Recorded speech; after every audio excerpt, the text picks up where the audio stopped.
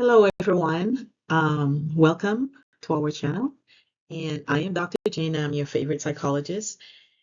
The conversation I wanted to have today is looking at the different schools of psychological thought or the different theoretical homes that a psychologist, a therapist may belong to, or the different approaches that they may choose when they are having to decide what therapeutic approach they're going to be using for a client. When we're talking about parental betrayal and the experiences people have as a child, or some of their just general life experiences, what therapeutic approach a person or a therapist may choose for their client. And this is also an important conversation to have. And so that as you're going through treatment, you can understand um, the root of things, and how your care is rooted and what it's rooted in, and the therapeutic approach that your therapeutic care is rooted in. Okay. So we have some big schools of psychological thought.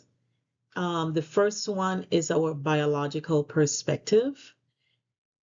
In neuroscience, one of the mantra that we have in neuroscience, and is that everything psychological is biological. Because in the biological approach, we're looking at the anatomy of the brain, the chemistry of the brain, and how that influences the person behavior or drives or changes the person behavior, right? How much neurotransmitter is this person producing? At when or at what time are they producing these neurotransmitters? Hormones, how much are they producing? Are they producing enough? Are they not producing any at all? Are they not producing enough? Um, that sort of thing. In terms of the actual anatomy of a person's brain. So, is the amygdala smaller than individuals or the average size? Is it larger? And how does that reflect in a person's behavior? I'll give you an example.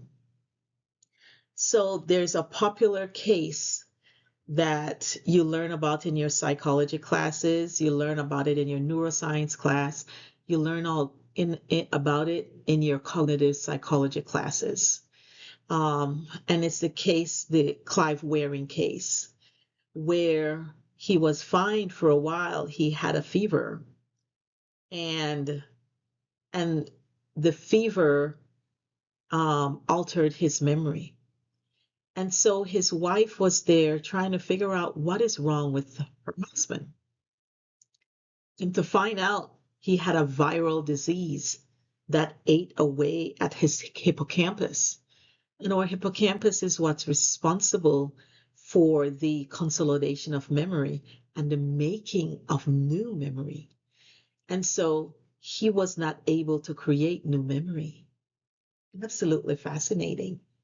And so his inability to create new memory changed who he was as a person. It changed his personality. It also changed his behavior, right? The evolutionary perspective. This is our next one. In the evolutionary perspective, this is this explains that both human and animal behavior changes as as a result of the evolutionary process. Um, and we can see this in just different things. I'll give you another example for this one. Years ago, we didn't have the internet. We didn't always have the internet. Now we do. And the internet have changed how we socialize. It have changed how we date. It has changed how we do business. And so now we have this evolutionary change in human beings, in mate selection and so forth. Um, we're looking and we're seeing where, dependent on how much screen time a child has during the development of the brain, it has the potential of changing the architecture of the child's brain. This is a big deal. And once you have those changes, then we also see a change in personality, a change in behavior, a change in social interaction, um, to see how people engage or interact with each other. Big deal. Absolutely big deal, right? And then we have the behavioral perspective. In behaviorism, we care more about what is done.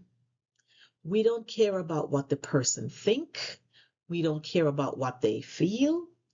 All we care about is what the person does. And that is behaviorism, right? And so when the therapist is choosing these different therapeutic approach, what actions is a person taking? And they may talk about the action that precipitates that behavior and then create a treatment plan based on the action that precipitates that behavior and the actual behavior in order to create a change in the behavior. The next perspective is a cognitive perspective. Now, this is my theoretical home as a cognitive psychologist and scientist, and I absolutely like this perspective as well. And this is where we look at the mental processes that goes on in a person's mind. And so let me give you an example for this one. Let's say you want to complete a task, but you're not paying attention to the task. It is going to be incredibly difficult to complete the task or complete the task accurately without giving it the attention that it requires, right? And so, what is attention? How do we give attention or pay attention to a task so that we can complete the task, right? Attention is one of our mental processes. When we're talking about memory and the consolidation of memory, if I say, okay, let's do this example. If I say 2 plus 2, that's 4. 4 plus 2 is 6. At every point, I had to hold my answer in place. So 2 plus 2 is 4. But for me to get 4 plus 6 plus 2 to get 6, I had to hold that answer 4 in place for me to add the 2 to it and then come to the answer of 6. This holding of information in place um, has a lot to do with our memory. And we don't think about our memory as an important part of our lives, but we know for sure and we recognize immediately when we don't have it. Our memory anchors us to our past, it grounds us to our present, and it propels us into our future. And it's very difficult for us to live a life without this thing called our memory. And even though we can't touch it, it's not something that we can touch. It's not a concrete object that we can touch, but we know when we don't have it, you see. And so that's a cognitive perspective. The next perspective, this is a psychodynamic perspective or the Freudian perspective. And this is the big idea for this theoretical home is that behavior is directed by forces within one's personality that is often driven by our unconscious, or it's hidden. And this is the Freudian perspective. And sometimes in the therapeutic approach, um, the question is, what is driving this person's behavior? Because there may not be um, something that is immediate in terms of an action that is immediate, that precipitated an action, but there may be a pattern in the person's behavior. And why does this person have this specific pattern of behavior? So that's the Freudian perspective, that's a psychodynamic perspective. The last, not last, but the next perspective is the humanistic view. And this came out of Maslow's work. The current term we use for it is positive psychology. But this came out of Maslow's work. And Maslow and the humanistic perspective absolutely believe that um, our growth, our subjective image of this world, you know, is the result of and can be altered by personal growth. It focuses on our self image, our ideals, and this concept of self actualization, where we are our best self. Very big deal in terms of motivation, in terms of how we are trying to encourage people to move from one point to the next. And this is so critical in the therapeutic approach. And the last one is the sociocultural perspective.